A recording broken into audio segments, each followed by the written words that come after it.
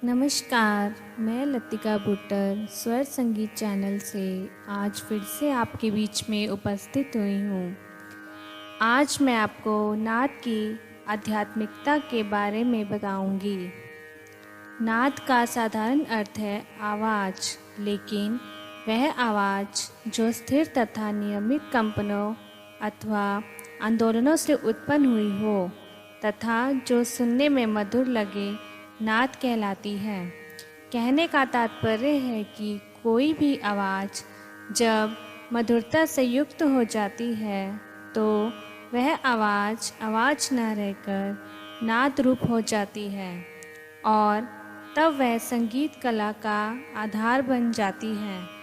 नाद शब्द की उत्पत्ति संस्कृत की नद धातु से उत्पन्न हुई है, जिसका अर्थ नंदती इति नाद अर्थात जो आवाज़ नंदन करे या मन को आनंद दे उसे नाद कहेंगे। नाद संगीत कला का प्राण है, आधार है, जिससे संगीत में रसात्मकता की अनुभूति होती है। नाद का प्रभाव केवल मन पर ही नहीं अपितु जितने भी चर अचर स्थावर जंगम है सभी पर पड़ता है। तभी एक विशाला सर्प बीन के मधुर नाद से सपेरे की लपेट में आ जाता है। छलांगे लगाता हुआ हरिण शिकारी के जाल में स्वतः फंस जाता है। आधुनिक वैज्ञानिक युग में तो अनेकों प्रयोग होते रहते हैं और उनसे पता चलता है कि पेड़ पौधे तथा मधुर नाद से प्रभावित हैं। वैसे भी साधारणतः देखा जाता है कि बड़े बड़े गायकों के सुमधुर गायन से जनता उस क्षण तो स्तब्ध रह ही जाती है और थोड़ी देर के लिए सांसारिक भावों से अपने आप को मुक्त सा करा देती है, कारण कि नाद का प्रभाव तत्कालिक है।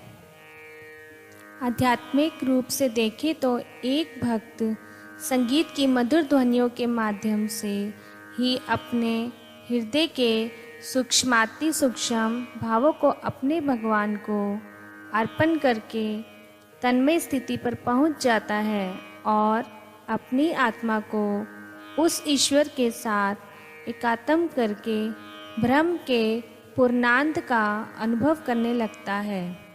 फिर उसे संसार के दुख सुख का भान नहीं होता, चूँकि संगीत कला स्वतः विभिन्न नादों का संयोजन मात्र है।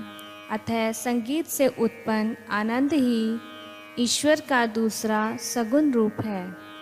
यही कारण है कि आदिकाल से हमारे ऋषि मुनियों ने नाद की उपासना ईश्वर रूप में की है और ओम नाद ब्रह्मे इति मानकर नाद को ब्रह्म का रूप माना है।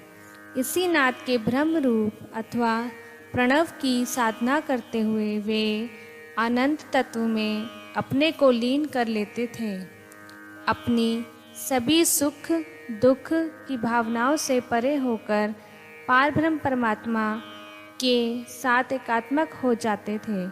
अतएव जहाँ नाद है वहीं अमृत का स्राव भी होता रहता है। इसी कारण संगीत कला को सर्वांगावास कहा गया है। हमारे भारतीय संगीत में नाद का यह आध्यात्मिक रूप सर्वाधिक है, क्योंकि भारतीय संगीत की उत्पत्ति वेदों की रचनाओं के साथ देव मंदिर के प्रांगण में ही सर्वप्रथम हुई है और जिसका लक्ष्य भी वर्ग चतुष्टय की प्राप्ति है। यह लौकिक अभ्युदय के साथ साथ ही पारलौकिक कल्याण की सिद्धि का भी साधन है, कारण कि भक्ति के जितने भी साधन जप तप ध्यान योग आदि हैं, उन सभी में नाद रूप संगीत का महत्व सर्वश्रेष्ठ माना गया है। नादोपासना द्वारा ईश्वर की प्राप्ति सहज सुलभ है। भक्त अपने मधुर स्वरों द्वारा अपने अंतरतम की भावनाओं को बड़ी तन्मयता के साथ अपने भक्त वत्सल भगवान के सक्षम प्रकट कर देता है। सूर, तुलसी, मीरा, कबीर आदि जितने भी भक्त कवि हुए, उन्होंने उन अनेकों रचनाएं की, अनेकों काव्य खंड लिखे, लेकिन उनका लक्ष्य संगीत के माध्यम से ही ईश्वर के निकट पहुंचना था। अपनी कविताओं को गाकर ही अपने को आत्मविभोर करते हुए वे विशोक की स्थिति तक पहुँचते थे और तब वे भक्त शिरोमणि कहलाए। वैसे भी अगर व्यवहारिक रूप से देखें तो एक भक्त मुख से चाहे अनिर्ष भाव का जाप करता रहे, पर उसका मन अवश्य सांसारिक विषय भोगों की ओर दौड़ता रहेगा।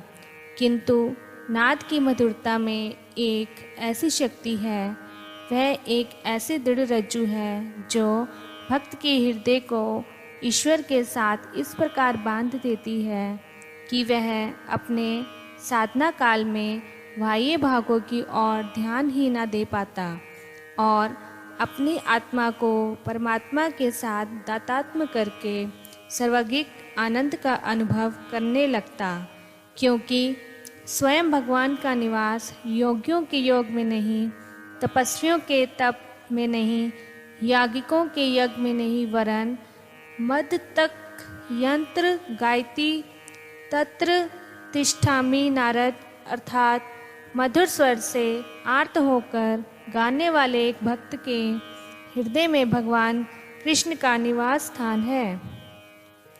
नाद के दो रूप माने जाते हैं, एक अनाहत नाद, दूसरा आहत नाद।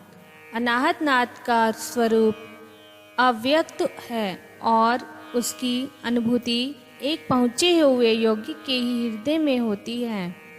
यही अनाहत नाद मार्गी संगीत का प्राण है, जिसका लोप हो चुका है, पर वस्तुतः देखा जाए तो अनाहत नाद का लोप नहीं हुआ, वरन आयु वेदाचार्यों के अनुसार मनुष्य के हृदय के पास एक स्थान विशेष है जिसे दहराकाश नाम से माना जाता है और यह स्थान शुद्ध वायु में व्याप्त है। यहीं पर अनाहत नाद की अनुभूति होती है।